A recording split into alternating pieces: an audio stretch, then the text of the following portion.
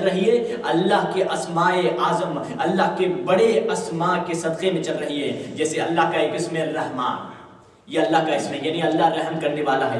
یعنی ابھی جو بھی ہمیں رزق مل رہا ہے، چاہے دنیا میں جو بھی رہ رہا ہے، چاہے وہ کافر ہو، یہودی ہو، ہندو ہو، مسلمان ہو، غیر مسلم ہو، جس مذہب سے ہو، جس مذہب کے جس فرقے سے بھی تعلق رکھنے والا ہو، اس کو اگر رزق مل رہا ہے تو وہ اسم رحمان کی تجلی کی وجہ سے مل رہا ہے. یعنی وہ جو فیض مل رہا ہے اسم رحمان کی تجلی کی وجہ سے مل رہا ہے. مثال کے طور پہ علماء کہتے ہیں اللہ کو زیادہ سے زیادہ یا وہاب وہاب کر کے پکارو. اللہ کا نام ہے الوہاب. وہاب یعنی کیا؟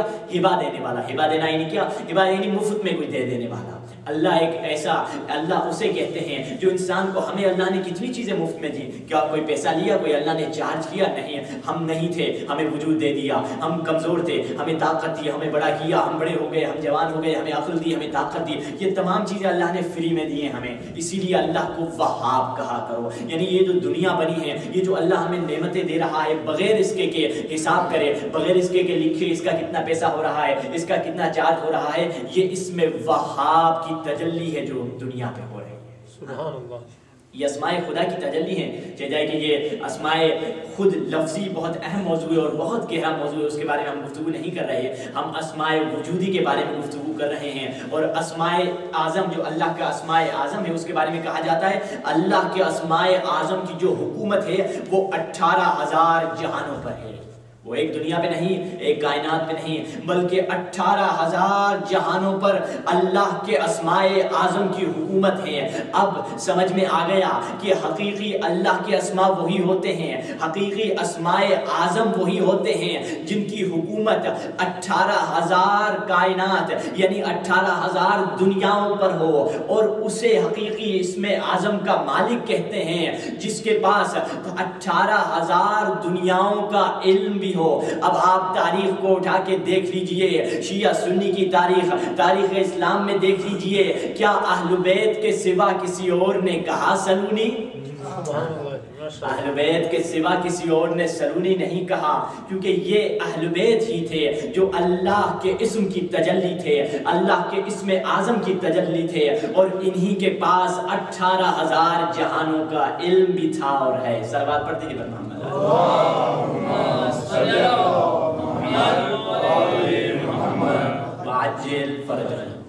تو ہم اب سمجھ گئے کہ اہل بیت وہی ہیں جو اللہ کے اسم اعظم ہیں، اللہ کے بڑے اسماء ہیں. اب اس میں محمد جو ہے وہ اسم اعظم ہے، اس میں علی جو ہے اسم اعظم ہے، اس میں زہرا یا اس میں فاطمہ اسم اعظم ہے، اس میں حسن اسم اعظم ہے، اس میں حسین اسم اعظم ہے. یہ تمام اسماء اعظم ہیں. اور مجلس کی ابتدا میں آپ نے سنا اسماء اعظم وہ ہوتے ہیں جن کے ذریعے سے انسان کی دعا قبول ہو جاتی ہے. مگر ہم کو یہ تمام نام آتے ہیں، مگر ہماری دعا کیوں نہیں قبول ہو رہی؟ ہم دعا مانگتے ہیں اہل بیت کے نام کے صدقے میں، کیوں نہیں ہو رہی؟ وجہ اس کی کیا ہے؟ ریزن اس کا کیا ہے؟ ریزن اس کی یہی ہے کہ انسان اگر چاہتا ہے اللہ اس کو مستجاب الدعوہ قرار دے، اللہ اس کی دعا قبول کرے، تو خدا کے اسماء کی صفات یعنی خدا کی جو کوالٹیز ہیں، خدا کی جو صفات ہے وہ خود میں اپنانے لگے. وہ کیسے؟ جیسے ہم کہتے ہیں مالک یا غفار، خدایا تو رحم کرنے والا ہے، تو بخش دینے والا ہے، ہمیں بخش دے. غفار خدا کا نام ہے یعنی بخش دینے والا. خدا کہتے ہیں مالک تو بخش دے، خدا کی طرف سے آواز آتی ہے اگر تو چاہتا ہے میں تمہیں بخش دوں، ساری دنیا کہے گی ہاں خدایا تو ہم تو یہی چاہتے ہیں تو ہمیں بخش دے. تو خدا کہتا ہے فَلْيَعْفُوا وَلْيَصْفَحُوا أَلَا تُحِبُّونَ أَن يَغْفِرَ اللَّهُ لَكُمْ. اگر تم چاہتے ہو میں تمہیں بخش دوں تو تم میرے بندوں کو بخش دے، میں تمہیں بخش دوں.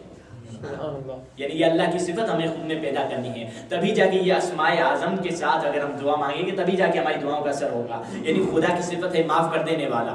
ہم بھی دوسروں کو جب معاف کریں گے تبھی جا کے ہماری دعا قبول ہوگی. جیسے خدا کی صفت ہے ستار یعنی گناہوں کو چھپا دینے والا، پردہ پوش کرنا، کسی بھی صرف گناہ نہیں ہر ایب کو چھپانے والا، ایب پر پردہ پوشی ڈالنے والا. اب خدا کا یہ نام ہے. اگر ہم بھی خود میں یہ صفت پیدا کریں، ہاں پیدا کر سکتے ہیں، یہ صفت خود میں پیدا کر سکتے ہیں. خدا کی صفت ہے الرحمن. رحمان یعنی رحم کرنے والا. قیامت کے دن لوگ پکاریں گے، بڑے بڑے علماء پکاریں گے، بڑے بڑے زاہدین کہیں گے یا رحمان، اے رحمان خدا ہم پر رحم کر. پوری دنیا پکارے گی اے رحمان خدا. تو خدا کہے گا کیا تم نے میرے بندوں پہ دنیا میں رحم کیا تھا کہ میں تم پہ رحم کروں؟ یعنی انسان یہ دیکھے کہ جیسا انسان دنیا میں کر رہا ہے، انسان زیادہ سے زیادہ کوشش کرے کہ اللہ کی صفات کو اپنائے. یعنی اس میں محمد، اس میں اعظم ہے، یہ وہ اللہ کا عظیم نام ہے، مگر شرط یہ ہے کہ ہم اخلاق محمدی پیدا کریں. اس میں علی، اس میں اعظم ہے، مگر شرط اول یہ ہے کہ ہم اخلاق علی پیدا کریں. اس میں حسن، اس میں اعظم ہے، مگر شرط یہ ہے کہ ہم اخلاق حسنی پیدا کریں. اس میں حسین، اس میں اعظم ہے، مگر شرط اول یہ ہے کہ ہم اخلاق حسینی خود میں پیدا کریں. تبھی جا کے ان اسماء اعظم سے ہم فائدہ اٹھا سکتے ہیں. صلوات پڑھ دیں بر محمد. اللہم صلی علی محمد آل محمد. بارک الصلوات. اللہم صلی علی محمد آل محمد وعجل فرجہم. تو یہ اسماء ہیں جن کے ذریعے سے انسان اللہ کے نزدیک ہوتا ہے. اور جیسا کہ آپ جانتے ہیں یہ مہینہ جو کامیابی کا مہینہ ہے، اور کامیابی کے لیے خدا نے ہم پہ روزے کو واجب کیا ہے. اور روزہ ایک ایسا عمل ہے جس کے لیے خدا نے ہمیں واجب کیا اور کہا ہے کہ روزہ رکھنا ہر ایک پر واجب ہے. اور خدا فرماتا ہے میں روزے کے ذریعے سے ایک نیا دروازہ کھولنے چاہتا ہوں. اور وہ کس چیز کا دروازہ ہے؟ وہ ہے علم غیب کا دروازہ. خدا ہمارے لیے غیب کا دروازہ کھولنے چاہتا ہے.